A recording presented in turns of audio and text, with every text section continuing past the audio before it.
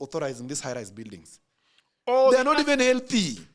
People are dying in those buildings because there's no sunlight.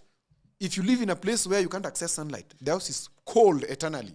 Some of these houses in Kilimani and Lavington, you can't live in them. They are too cold. Too cold. And you can't afford electricity to heat You them. can't afford electricity to heat them. So, something as basic as a tree falling and power going out from yesterday morning. And I call up to date, no power. Is that Kenya powerlessness or Kenya Power? Can they change their names officially? Kenya Powerlessness and I don't know what. It's a joke. If there is a disconnection, Kenya Powerlessness and disconnection and the darkness.